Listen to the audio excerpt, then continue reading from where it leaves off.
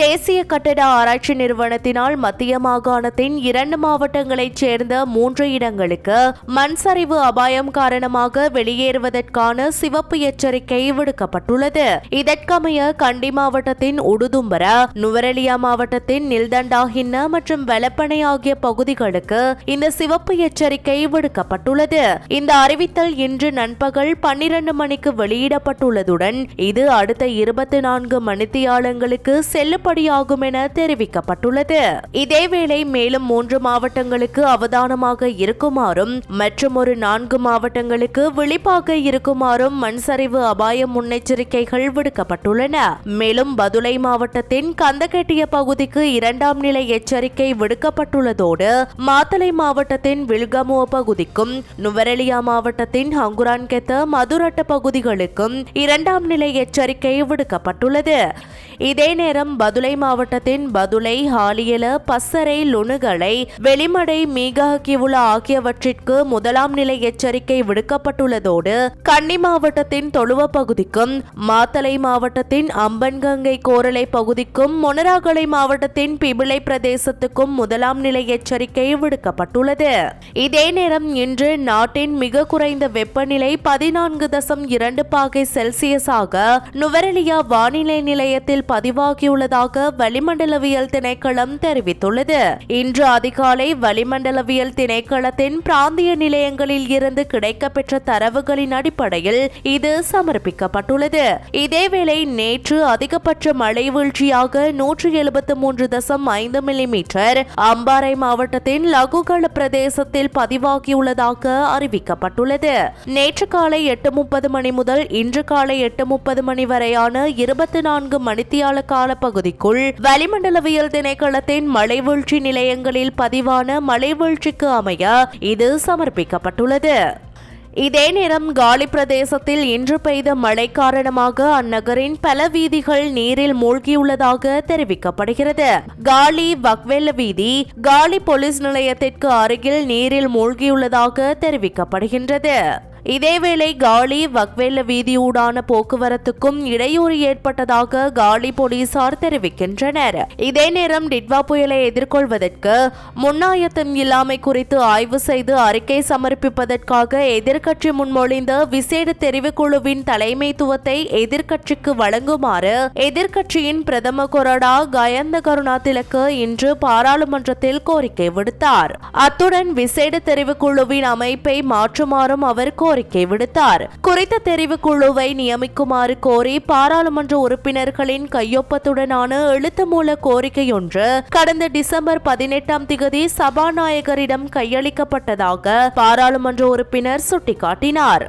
எவ்வாறாயினும் அது தொடர்பான நடவடிக்கைகள் தற்போது முன்னெடுக்கப்பட்டு வருவதாக சபாநாயகர் தெரிவித்தார்.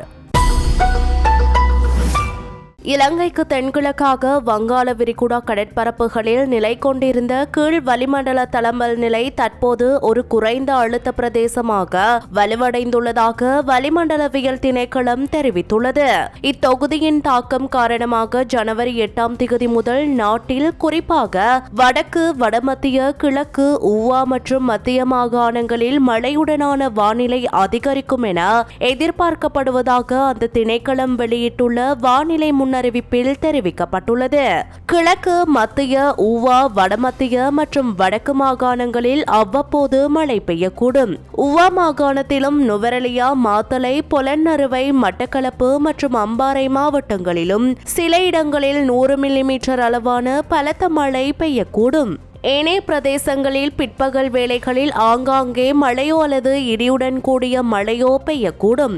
மத்திய மலை நாட்டின் கிழக்கு சரிவு பகுதிகளிலும் வடக்கு, வடமத்திய, வடமேல் மற்றும் கிழக்கு மாகாணங்களிலும் ஹம்மந்தோட்டை, கம்பஹா, கொழும்பு மற்றும் மொனராகலை மாவட்டங்களிலும் அவ்வப்போது மணித்தியாலத்திற்கு 50 கிலோமீட்டர் வேகத்தில் பலத்த காற்று வீசக்கூடும். இடியுடன் கூடிய மழையின் போது தற்காலிகமாக வீசக்கூடிய பலத்த காற்று மற்றும் மின்னல் தாக்கங்களினால் ஏற்படக்கூடிய ஆபத்துக்களை குறைத்துக் கொள்ள தேவையான நடவடிக்கைகளை மேற்கொள்ளுமாறு வளிமண்டலவியல் திணைக்களம் பொதுமக்களை அறிவுறுத்தியுள்ளது.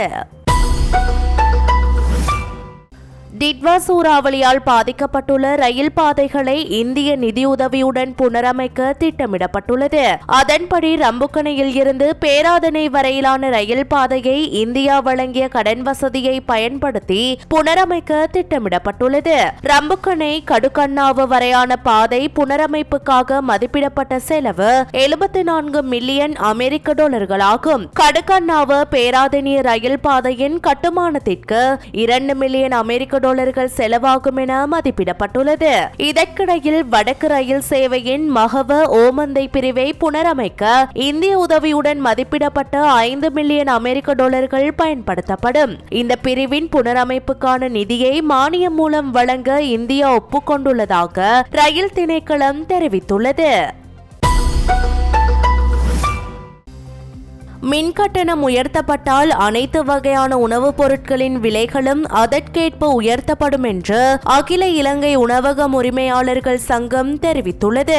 உணவு தயாரிப்பிற்கு பயன்படுத்தப்படும் எரிவாயு, முட்டை மற்றும் காய்கறிகள் உள்ளிட்ட மூலப்பொருட்களின் விலைகள் அதிகரித்துள்ளதால் தொழில்துறையை பராமரிப்பது மிகவும் நெருக்கடியாகியுள்ளதாக சங்கத்தின் தலைவர் ஹர்ஷனா ருக்ஷன் தெரிவித்துள்ளார். பச்சை மிளகாய் மற்றும் கரிமிளகாய் 1 கிலோவின் விலை 2000 ரூபாய், பீன்ஸ் 1 கிலோவின் விலை 1000 ரூபாயாகவும், தக்காளி, கேரட் உள்ளிட்ட பல காய்கறிகளின் விலை 1 கிலோவின் விலை 600 முதல் 7000 ரூபாய் வரை இருக்கும் என தலைவர் குறிப்பிட்டுள்ளார். இந்த சூழ்நிலை இருந்த போதிலும் உணவு மற்றும் பானங்களின் விலையை உயர்த்த எந்த நடவடிக்கையும் எடுக்கவில்லை என அவர் சுட்டிக்காட்டியுள்ளார். ஆனால் மின்சார கட்டணம் அதிகரித்தால் உணவக உரிமையாளர்களால் அதனை தாங்கிக் கொள்ள முடியாதென அவர் மேலும் தெரிவித்துள்ளார்.